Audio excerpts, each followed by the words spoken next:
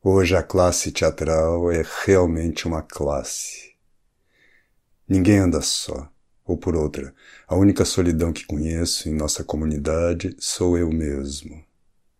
No meio dos meus colegas, eu me sinto só, e tão só como um Robinson Crusoe sem radinho de pilha. Ao passo que os outros autores e os atores e as atrizes e os contra-regras e os maquinistas são a classe. Não vejam, porém, nas minhas palavras nenhuma insinuação restritiva, Deus me livre. Diria mesmo que considero a minha solidão não uma virtude, mas uma incapacidade. Bem que eu gostaria de ter um mínimo de vocação associativa. Gostaria de ser ninguém, ou por outra, ser apenas grupo, classe, reunião, assembleia, discurso. Outro dia cruzei com a minha amiga e grande atriz Cacilda Becker. Ia cumprimentá-la, mas não me atrevi. Como tratá-la? Outrora eu diria, olá Cacilda, ou bom dia Cacilda, ou tudo azul Cacilda. Sim, houve um tempo em que Cacilda era Cacilda, simplesmente Cacilda e apenas Cacilda. Hoje tudo mudou. Cada ator, ou atriz, ou autor, ou diretor, ou cenógrafo é um misterioso ser impessoal rumoroso, coletivo. E eu teria que saudar Cacilda assim. Olá, comissão. Olá, assembleia. Olá, passeata. Dias atrás, ao sair de casa, encontro um ator patrício à espera de condução. Ergueu o gesto e anunciou. Vou à passeata. Disse eu não sei o que, ou melhor, não disse nada, e ele começou a falar. Juntou gente. Não era um ator, era um discurso. Era uma comissão. Era uma assembleia. Dizia nós, e não eu. E de repente entraram de roldão, Vietnã, Mao Tse-tung e Guevara. Com mais um pouco, ele sairia por aí virando carros, arrancando paralelepípedos e incendiando a bolsa, tal como em Paris. E daí a minha admiração pela classe. Em outra ocasião, houve em São Paulo um seminário de teatro. Era de teatro e, como dramaturgo, lá fui eu. Imaginei que íamos discutir representação, técnicas, decor, luz, textos, etc. E súbito um alienado qualquer falou em dramaturgia. Quase o lincharam. Um latagão enfiou-lhe o dedo na cara aos berros. Pensa que nós estamos aqui para discutir teatro? O quase agredido baixou a cabeça, lívido de pusilanimidade. Sentou-se no seu canto e lá ficou, numa solidão de comício de 1º de maio. Eis o que eu queria dizer. Entendo, como ninguém, as posições da classe. Ótimo que cada ator, ou atriz, ou diretor tenha uma ênfase de 14 de julho, de tomada da Bastilha, de hino nacional. A política é a grande linguagem do nosso tempo. E cada qual, para sobreviver, simplesmente existir, precisa ter um toque ideológico. Tudo isso é certo e eu concordo, mas estão acontecendo coisas que justificam, a meu ver, uma relativa perplexidade. Não sei se vocês conhecem o caso da Norma Bengel. O que aconteceu com a famosa atriz tem mais suspense e mistério do que qualquer Hitchcock. Os jornais já comentaram, a TV cobriu, o rádio deu. Vamos aos fatos.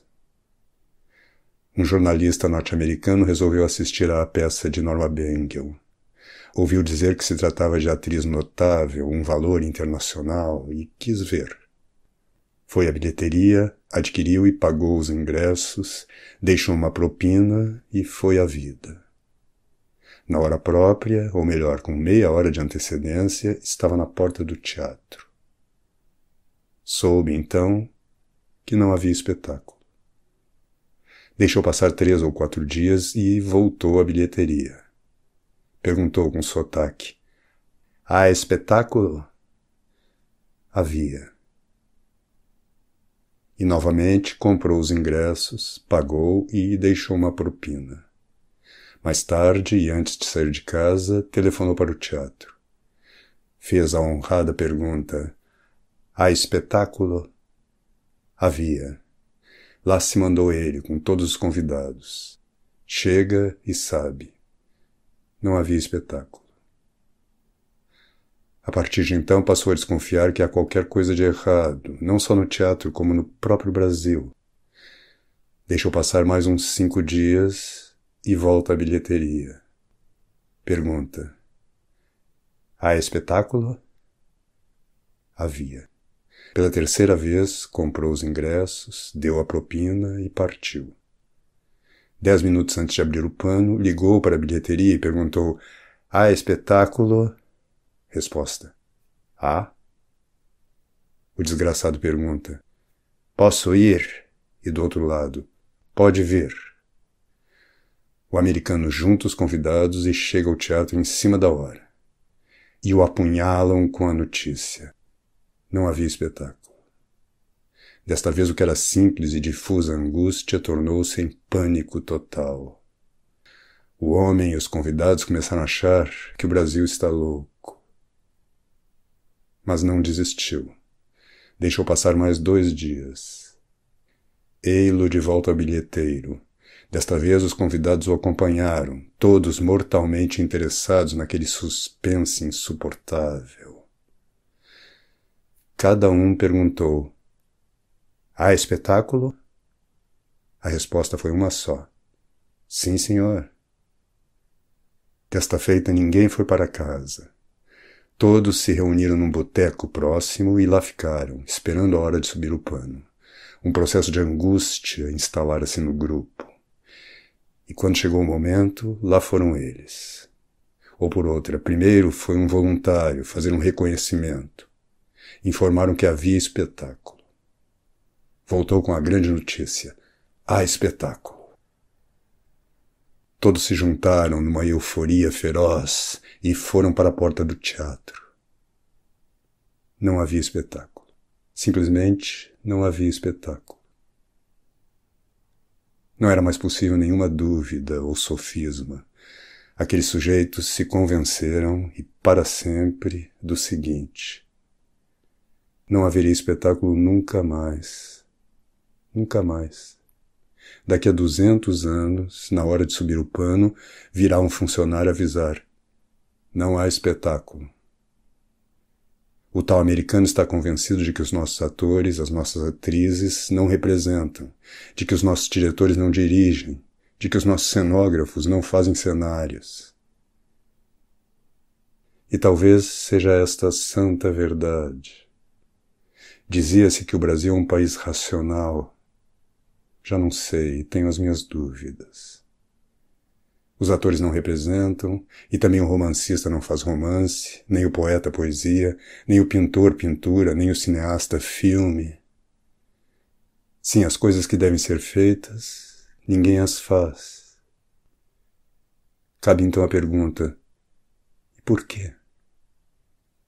Primeiro, porque tanto o teatro, o romance, a poesia, a pintura ou a música vivem de umas tantas ou quantas individualidades fortes, crispadas, miguelangescas. E hoje o artista prefere ser ninguém. Isto é, ele morre em classes, assembleias, discursos e passeatas. O artista é um cadáver.